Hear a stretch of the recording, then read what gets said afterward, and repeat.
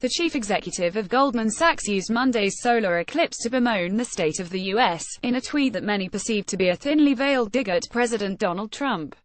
Lloyd Blankfein took to the social media platform with the words "Wish the moon wasn't the only thing casting a shadow across the country." He added, "We got through one, well get through the other."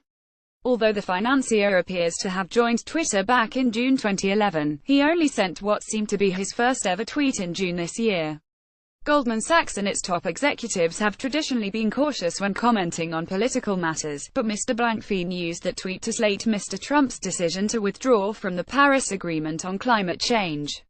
He's since sent just under a dozen tweets, including one on the 26th of June, purportedly from London, in which he expressed his admiration for people in the city showing resilience and continuing their lives as normal despite the threat of terrorism. Mr. Blankfein, who has been CEO of Goldman Sachs since 2006, was one of the first Wall Street executives to speak out against Mr. Trump's travel ban earlier this year.